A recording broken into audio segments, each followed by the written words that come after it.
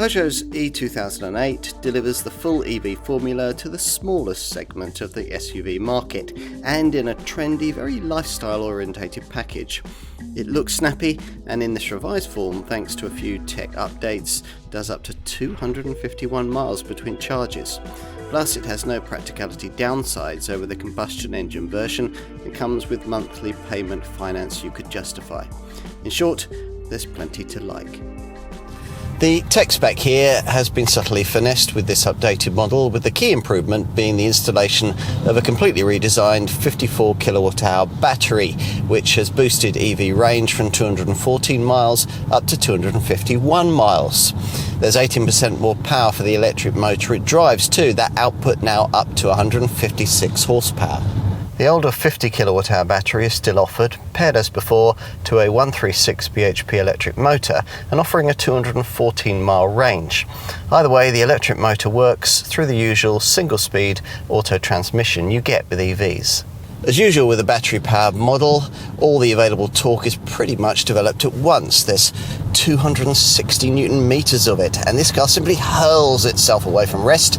It takes just a couple of seconds to crest the 30 mile an hour mark, and 62 miles an hour is reached in only 9.1 seconds, disguising the fact that, also like all EVs, this zero emissions variant has a bit of a weight problem.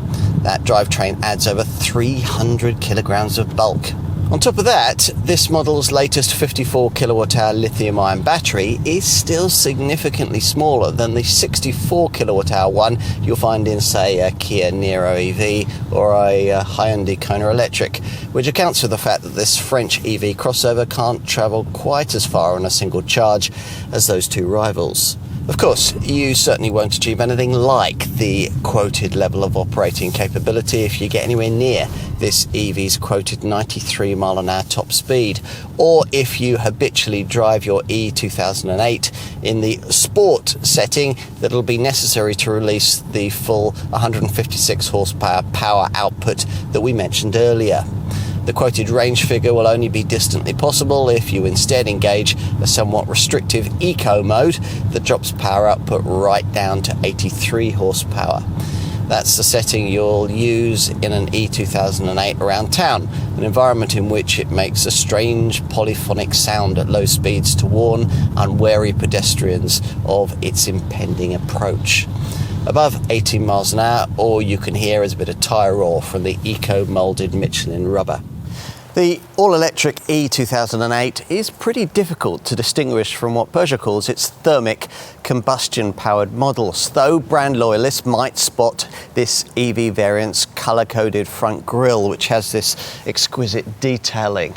There's also subtle e-badging, which you'll find here on the front wings. The car also features the latest Peugeot Lion badge on that grille. Otherwise, not too much is different about this revised model, which gains a slightly more dynamic looking front end. There are subtle differences inside with this revised model, where the innovative iCockpit dash design, which sees you viewing the instrument gauges over the rim of the steering wheel rather than through it, has been updated, primarily with a fresh look for the 10-inch digital instrument cluster, which features a 3D display on this GT version.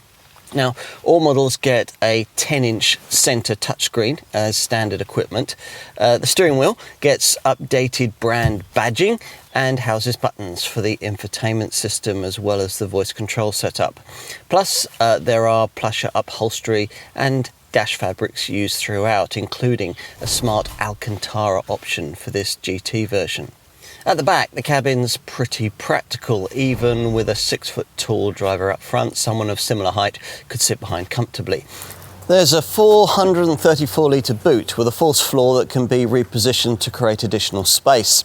The capacity is just like any other 2008 and extendable to 1,467 litres with the back seat 60/40 split folded.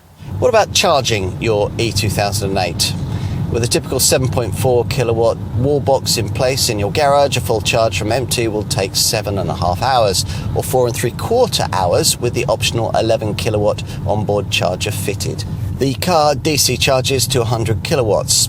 With a standard onboard charger and hooked up to a public 50 kilowatt rapid charger, the replenishment time to charge from 10 to 80% is 45 minutes.